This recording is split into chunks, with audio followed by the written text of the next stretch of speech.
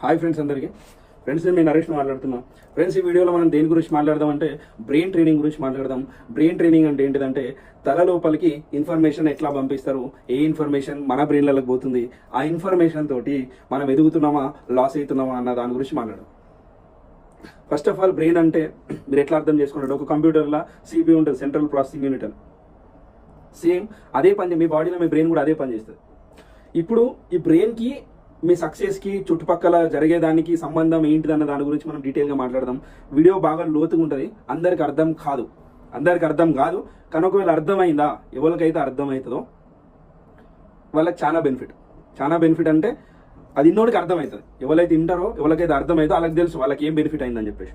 And ఒకవేళ మీకు ఏమైనా బెనిఫిట్ అయితే నాకు కామెంట్ చేయరు కింద. సరే, బ్రెయిన్ ట్రైనింగ్ అంటే ఏంటిదంటే మాట్లాడదాం. బ్రెయిన్ ట్రైనింగ్ అంటే ఏంటిదంటే నువ్వు పుట్టినప్పుడు నీ బ్రెయిన్ ఎట్లా అంటే సింపుల్ ఒక వైట్ పేపర్ లాగా వేసుకో. ఈ వైట్ పేపర్లో నువ్వు ఏం రాసినా సరే అది అదే యాక్సెప్ట్ చేస్తుంది. అంటే సింపుల్గా నీ ఫోన్లో మెమరీ కార్డ్లో నువ్వు ఏ పాటకి ఇచ్చినా సరే నువ్వు మళ్ళీ ఆ పాటను కావాలనుకున్నా ఆ పాట నీకు ఇచ్చేస్తుంది. నీ ఫోన్లో ఆ పాటను మళ్ళీ నువ్వు తిరిగి తీసుకోవచ్చు. సేమ్ బ్రెయిన్ కూడా అంతే.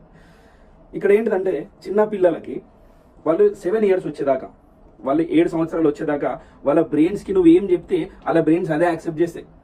అంటే అర్థం కాలేదు కావచ్చు, మంచి ఎగ్జాంపుల్ చెప్తా. ఒక పర్సన్ ఉన్నాడు, ఒక హిందూ ఫ్యామిలీలో పుట్టిండు.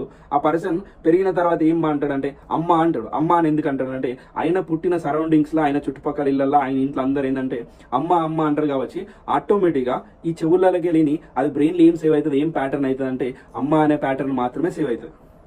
ఫర్ సపోజ్ ఒక ముస్లిం ఇంట్లో ఒక అబ్బాయి పుట్టిండు అనుకుందాం. అతను బ్రెయిన్ ట్రైనింగ్ ఎట్లా అయిపోతుంది అంటే మా అని మా అని మాత్రమే అంటాడు. ఆయన అమ్మ అన్నాడు, మా అన్నాడు. అంటే ఇక్కడ మేము అర్థం చేసుకోవచ్చు. ఇప్పుడు నువ్వు మొక్కే దేవుడు నువ్వు సెలెక్ట్ చేసుకుంది కాదు, నువ్వు తినే ఫుడ్ నువ్వు సెలెక్ట్ చేసుకుంది కాదు, నువ్వు వేసుకునే బట్టలు నువ్వు సెలెక్ట్ చేసుకునే కాదు. ఇట్లా అన్ని ఏమైతే కల్చరల్ కండిషనింగ్ అవుతాయండి. కల్చరల్ కండిషనింగ్ అని అంటే ఆ పిల్లోడికి తెలియకుండానే ఆయనకి 7 సంవత్సరాలు వచ్చే లోపల ఇవన్నీ ఆయన బ్రెయిన్లో వేసేస్తారు. ఆయనకు తెలియదు నా బ్రెయిన్లో వేస్తున్నారని కూడా. ఇప్పుడు నువ్వు ఏమేం ప్రోగ్రామ్స్ నీకు వేసిరో నీకే తెలియాలి. ఇప్పుడు నీ తలకాల ఏమేం ప్రోగ్రామ్స్ చేసిరో వాళ్ళు చిన్నగా ఉన్నప్పటి నుంచి నీకే తెలుసు. అది మంచి ప్రోగ్రామ్స్ చేసిరా, చెడ్డ ప్రోగ్రామ్స్ చేసిరా. ఇప్పుడు వాడలలో గల్లీలలో మనం జనరల్గా చూస్తూ ఉంటాం, పోరాడు బూతులు మాట్లాడిన అనుకుందాం. ఓ పిల్లాడు బూతులు మాట్లాడాడు. జెన్యున్గా చూస్తే ఆ పిల్లాడు బూతులు మాట్లాడాను, అది వాని తప్పు కాదు. వాడికి ప్రోగ్రామింగ్ అట్లా చేసిరు అని అంటే ఏంటిదనంటే వాడు అట్లా విన్నాడు. వాళ్ళ చుట్టుపక్కల వాళ్ళ దగ్గరికి వెళ్ళి విన్నాడు. వాళ్ళ అమ్మ మాట్లాడగనో, నాన్న మాట్లాడగనో, దోస్తులు మాట్లాడగనో, ఎవరో ఒకళ్ళు మాట్లాడగనో అది డైరెక్ట్ పోయి ఆయన బ్రెయిన్లో సేవ్ అయిపోయింది. ఇప్పుడు ఈ విషయాన్ని నువ్వు తెలుసుకోవాలి, మన బ్రెయిన్లో విషయాలు ఎట్లా సేవ్ అయిపోతాయి. ఇంకోటి ఏంటంటే సేమ్ నువ్వు ఫోన్లో, ల్యాప్టాప్లో ఎట్లా ఫోల్డర్స్ పెట్టుకుంటావు, దేనికన్నా నీ బ్రెయిన్లో కూడా కొన్ని ఫోల్డర్స్ ఉంటాయి. నువ్వు నేర్చుకొని లర్నింగ్ ఒక ఫోల్డర్ ఉంటుంది, థింకింగ్ ఒక ఫోల్డర్ ఉంటుంది. నువ్వు డ్రైవింగ్ నేర్చుకున్నావు, డ్రైవింగ్ ఒక ఫోల్డర్ ఉంటుంది. మీకు అర్థమయ్యే భాషలు చెప్తారు. ఇట్లా నువ్వు పాటలు నేర్చుకున్నావు, పాటలకు ఒక ఫోల్డర్ ఉంటుంది. నువ్వు ఏం నేర్చుకున్నా సరే దానికి కొత్త ఫోల్డర్ ఉంటుంది, కొత్త ఫోల్డర్ ఓపెన్ చేయొచ్చు. నీ మతానికి ఒక ఫోల్డర్ ఉంటుంది నీ బ్రెయిన్లో. ఇట్లా అన్నిటికీ కొన్ని ఫోల్డర్స్ ఉంటాయి. ఇప్పుడు సొసైటీలో పెద్ద పొజిషన్లో ఉన్న వాళ్ళందరికీ ఏం కావాలంటే నీ బ్రెయిన్లో ఒక ఫోల్డర్ కావాలి. అర్థం కాలేదు కావచ్చు, నీ బ్రెయిన్లో ఒక ఫోల్డర్ కావాలి. మంచిగా అర్థమయ్యేటట్టు చెప్తా. ఇప్పుడు నేను ఒక పెద్ద ఫిలిం స్టార్ అనుకో. నేను ఒక పెద్ద ఫిలిం స్టార్ అయితే నేను ఒక సినిమా తీసి ఏం చేసినానంటే మీ అందరికీ నేను దాన్ని మార్కెటింగ్ చేసుకొని మీ అందరి దాకా తీసుకొచ్చిన. సరే, నువ్వు నా సినిమా చూస్తున్నావు, సినిమా చూస్తా 200, 300 పెట్టి ఎట్లా పెద్ద వాళ్ళు అందరూ నీ బ్రెయిన్ వాడుకొని డబ్బులు ఎట్లా సంపాదిస్తారో నీకు ఇప్పుడు అర్థమైంది. నా సినిమా నేను తీసిన, నువ్వేం చేస్తావు అంటే 300 పెట్టి, 200 పెట్టి, 500 పెట్టి, 1000 రూపాయలు పెట్టి ఏం చేస్తావు అంటే టికెట్ తీసుకొని నీ 3 గంటల టైం పెట్టి నన్ను చూడడానికి వస్తావు. ఇక్కడ మీరు అర్థం చేసుకున్న లాజిక్ ఏంటంటే పెద్ద చదువులు చదువుకుంటే పెద్ద జాబులు, పెద్ద కెరియర్లు రావు. The highly successful careers are build on how you influence the people. నువ్వు ఎట్లా ఇన్ఫ్లుయెన్స్ చేస్తావు జనాలని? నీ మాటలతో ఇన్ఫ్లుయెన్స్ చేస్తావా, నీ యాక్టింగ్ తోటి ఇన్ఫ్లుయెన్స్ చేస్తావా, నీ డాన్స్ తోటి ఇన్ఫ్లుయెన్స్ చేస్తావా, నీ పాటలతో ఇన్ఫ్లుయెన్స్ చేస్తావా, దేనితో ఇన్ఫ్లుయెన్స్ చేస్తావు? ఇట్లా ఇన్ఫ్లుయెన్స్ చేసిన వాళ్ళు మాత్రమే సొసైటీలో పెద్ద పొజిషన్లు ఉన్నారు. బాగా చదువుకున్న వాళ్ళు కాదు, స్కూల్కి కాలేజ్కి పోయిన వాళ్ళు కాదు. కావాలంటే చెక్ చేసుకో.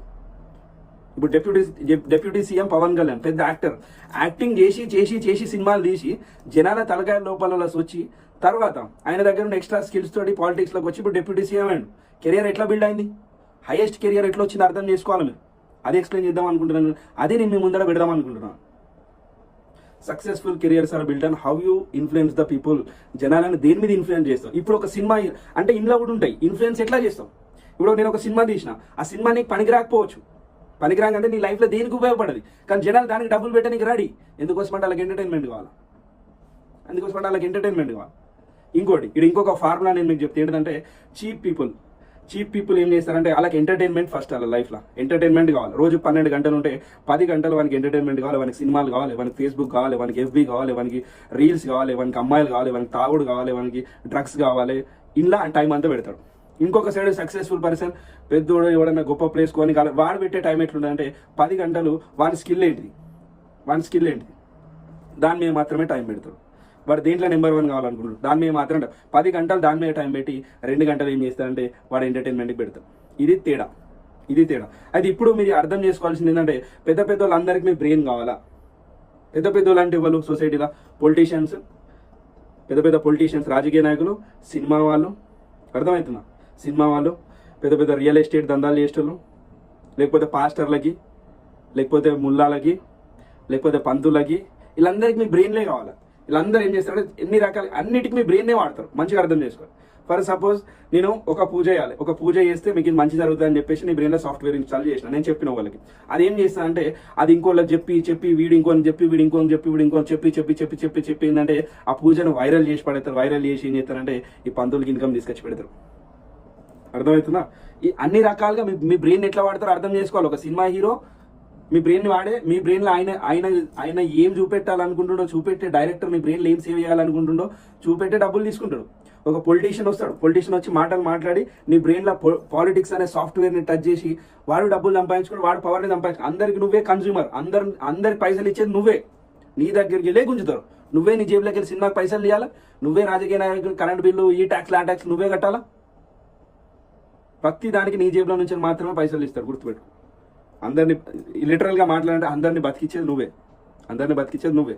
కానీ వాళ్ళకి ఏంటంటే నీ దగ్గరికి ఎట్లా పైసలు లేవనో వాళ్ళకి తెలుసు, నీకు తెలియదు, నువ్వు ఇచ్చుకుంటూ పోతావు అంతే. ఇది గుర్తుపెట్టుకో. అండ్ ఇంకోటి ఏంటంటే ఇట్లా మీ బ్రెయిన్లల్లా ఇప్పుడు పంతులు ఒక పూజ గురించి హైలైట్ చేసి దాన్ని వైరల్ చేసి జనాల లోపల ఒక నమ్మకాన్ని సృష్టించి డబ్బులు లాగుతాడు. సేమ్ అట్లనే ఓ పాస్టర్ ఉన్నాడు అనుకో, దేవుని గురించి చెప్పి జనాలను పోగు చేసుకొని వీళ్ళందరి దగ్గరికి వెళ్ళి డబ్బులు వసూలు చేసుకొని వాళ్ళతోటి మళ్ళీ మిగతా జనాలను తెప్పించి అట్లా గుంపును పెంచుకుంటా వాళ్ళు డబ్బులు సంపాదిస్తారు. అర్థమవుతుంది? ఇట్లనే నెట్వర్కింగ్ జరుగుతుంది. వీళ్ళు ఏంటంటే కంటిన్యూస్గా నీ బ్రెయిన్స్ని ట్రైన్ చేస్తారంటే నీ బ్రెయిన్లో ఒక సాఫ్ట్వేర్ వేసి దాన్ని కొడుతూ ఉంటారు, ఒక కొత్త మ్యాటర్ వేసి కొడుతూ ఉంటారు. ఎందుకోసం అంటే దానివల్ల వాళ్ళకి లాభం, నీకేం లాభం ఉండదు. సింపుల్గా నువ్వు నమ్ముతావు, నీ నమ్మకాన్నే పెట్టుబడిగా పెట్టి లాగుతారు అంతే. ఇది పెద్ద వాళ్ళు అందరూ చేస్తారు, ఎవరైనా సరే. ఇప్పుడు నీకేం అర్థం కావాలంటే ఇప్పుడు నీతోటి ఏం జరుగుతుంది, ఇప్పుడు నా దగ్గరికి వాళ్ళని వచ్చారు, నరేష్ నీకు పూజ చెప్తా, పూజ చేసినా అనుకో నీ లైఫ్ మంచిగా ఉంటుంది అని అడిగాను. నా లైఫ్ మంచిగా ఉంటుందా, నేను పైసలు ఇస్తే నీ లైఫ్ మంచిగా ఉంటుందా అని అడుగుతాను నేను ఫస్ట్. అంటే నువ్వేం చేయాలంటే వాళ్ళని నీకు వచ్చి మనం చెప్తే దాని ఇంటెన్షన్ ఏంటిది? ఇంటెన్షన్ అంటే ఎదుటోడి నా మంచి గురించి చెప్తున్నా, వాని లాభం గురించి చెప్తున్నా, నువ్వు తురంత్ సెకండ్స్లలో నువ్వు పసిగట్టాలి ఎవరి కోసం ఏం చెప్తున్నా అని చెప్పేసి, నాకు లాభం వాడికి లాభం అని చెప్పేసి. ఇప్పుడు నీకు జనరల్గా ఏంటంటే అన్నిటి మీద అవేర్నెస్ ఉండదు మనిషి తలకాయకి. దాన్ని అనేక రకాలుగా పిచ్చి చేస్తారు, నమ్మిస్తారు, అట్లా చేస్తారు, ఇట్లా చేస్తారు, డైరెక్ట్గా డబ్బులు తెప్పిస్తారు ఆ సిస్టంలోకి. ఇది అర్థం చేసుకోవాలి. నీతో ఏం జరుగుతుంది, నీ తలకాయతో ఏం జరుగుతుందని చెప్పేసి.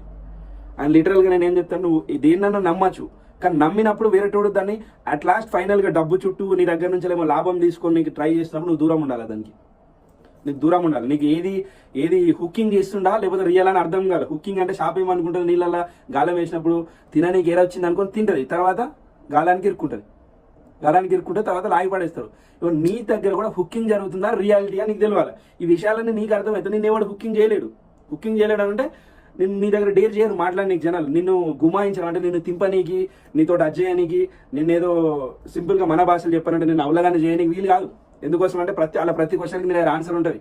అలా ప్రతి మాటకు నువ్వు కౌంటర్ చేస్తావు, మాట్లాడతావు, క్వశ్చన్ అడుగుతావు వాళ్ళని.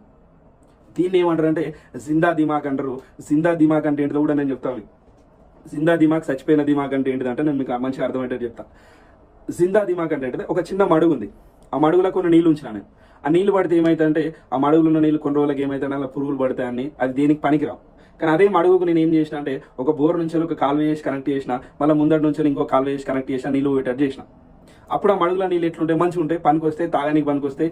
నా బర్రెలకు నీళ్ళు పెట్టు, నువ్వు ఎద్దులకు నీళ్ళు పెట్టు, దేనికన్నా నీళ్ళు పెట్టు పనికి వస్తాయి, లిటరల్ దేనికన్నా పనికి వస్తాయి, అంతే కదా. సేమ్ నీ బ్రెయిన్ కూడా అంతే.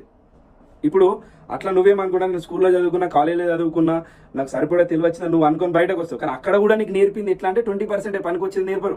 అసలు బయట ప్రపంచం ఎట్లా నడుస్తుందో నీకు కనెక్ట్ చేయరు. ఎందుకోసం అంటే ఆ సిస్టమ్ నాకు కనెక్ట్ చేసి నేర్పరు. అది కనెక్ట్ అయిపోయిందని ఓలకినావు.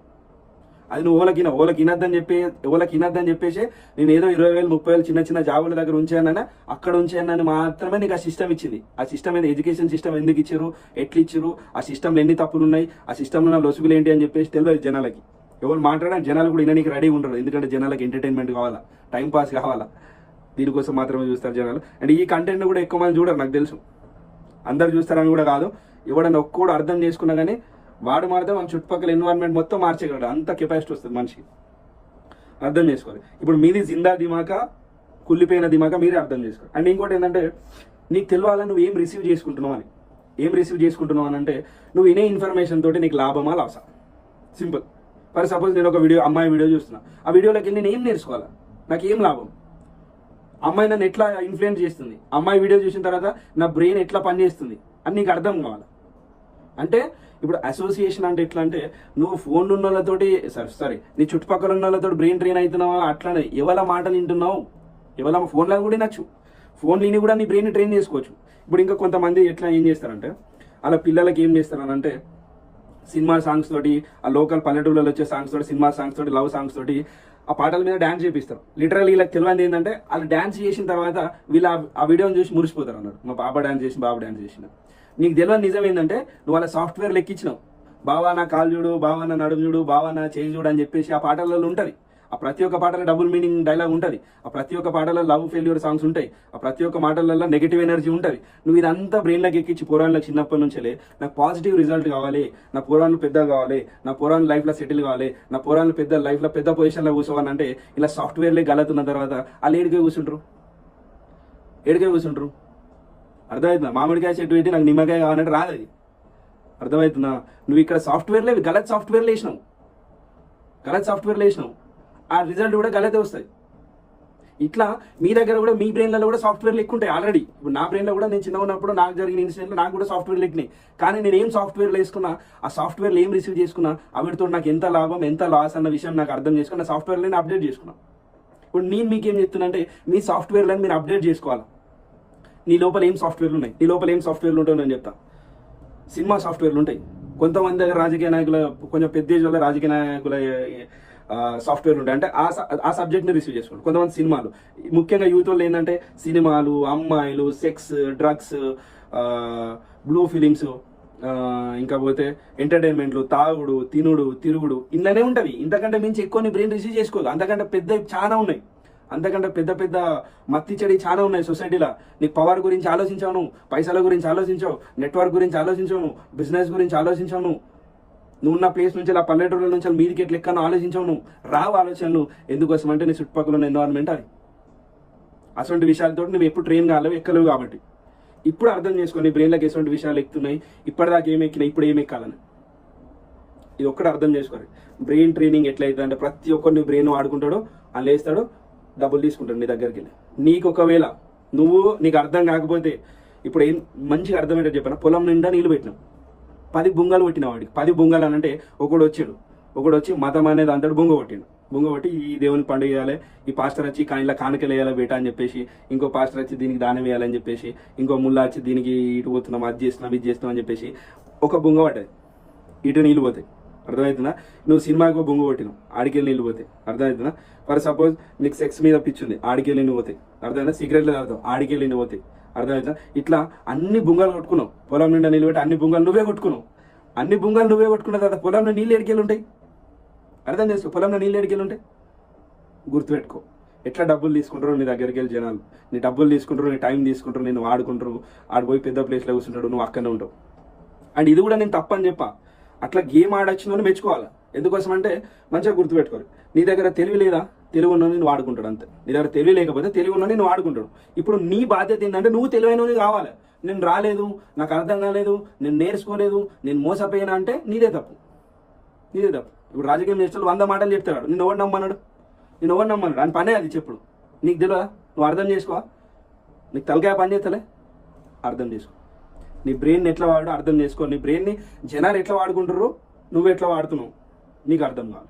సింపుల్గా నువ్వు అందరి దగ్గరికి వెళ్ళి అన్ని ఇన్ఫర్మేషన్లు తలకేలు వేసుకొని నువ్వు కన్జ్యూమర్ అందరికీ ఏదో ఒక రకంగా నువ్వు ఉపయోగపడతావు, నేను వాడుకుంటావు.